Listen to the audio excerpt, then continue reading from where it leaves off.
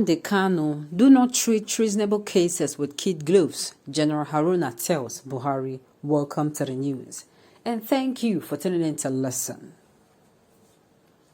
A former Nigerian Minister of Culture and Information during the military era, General Ibrahim Bata Malawi Haruna, has cautioned the Buhari-led federal government against alleged handling of treasonable cases with kid gloves, maintaining that it was such mistakes that caused the crisis which led to this Nigerian civil war.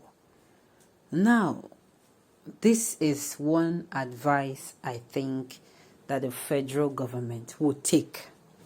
Sincerely, these people, this administration, they are treating this matter with kid gloves.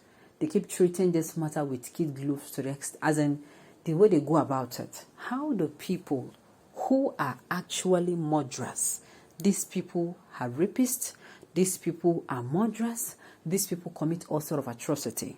As in, if you want to go by what is the biggest crime, you say murder, right?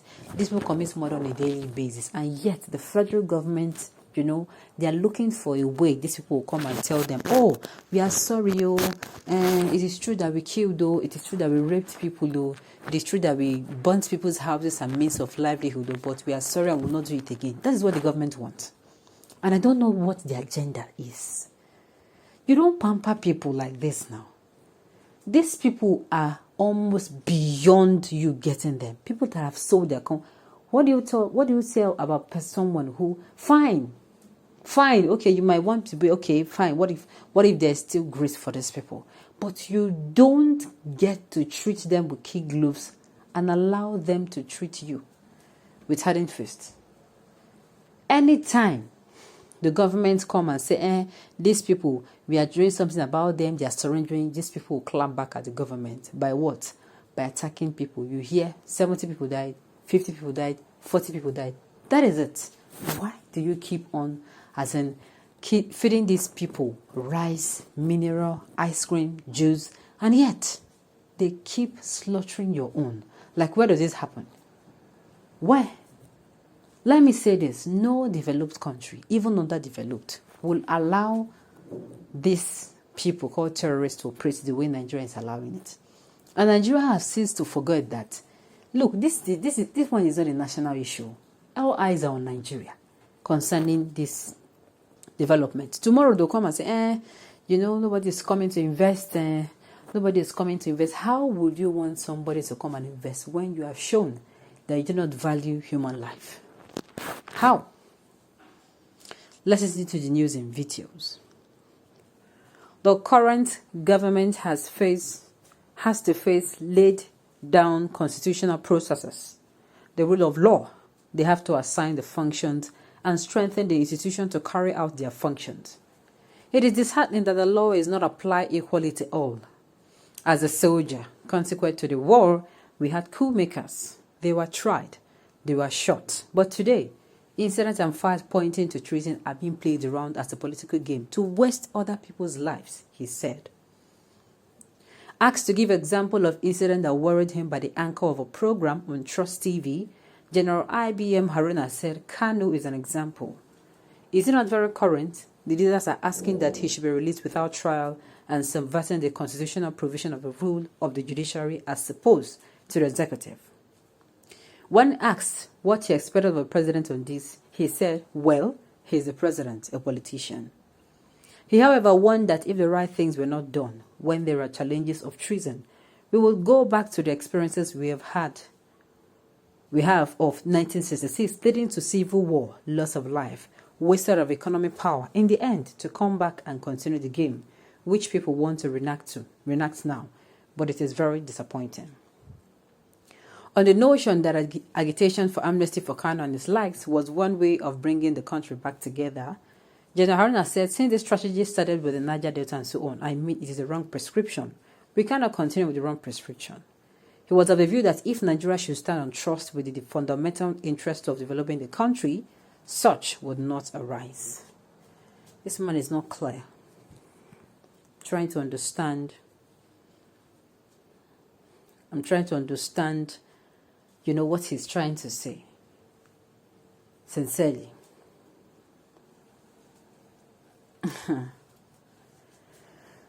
Sincerely, let me say this. What he's trying to say is really not clear. I really wished he elaborated more. Concerning the issue of Kanu, is he likening these people? I don't understand. Saying they are treating it with kid gloves. How?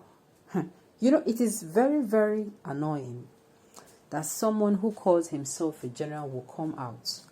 Except I'm not getting what he's saying, but he came and said treating treasonable this thing with kid gloves. And I'm saying how? How? Is he trying to say they're going around about it the wrong way, or he's saying they should listen? I don't understand. Anyway, I just wish, you know, the article continued more and we understood where he was coming from. Because when I saw the headlines, which was don't treat treasonable cases with kid gloves, I was thinking, okay, the treasonable cases we're talking about is, okay, a lot of things happening, banditry and all of that. I never knew. Now, when it comes to Kanu, let me make it clear. I don't know the eyes people are using to see this, but I'm thinking this particular people, himself and the Yoruba nation people, they are being looked at with the eyes of the past. People are not looking at them as in what they are doing now. They are looking at them with the eyes of the past, especially those who have been here, who were here when it happened. This is the problem this government is facing. Remove your eyes from what has happened in the past. It is time for us to move on. I've said it before and I'll say it again that the Nigerian government now, or even the people of Nigeria, we are holding on to past hurt. If you see people speak about an issue, before you hear them finally, you know, when you hear them speak, they are going to be sentimental about it.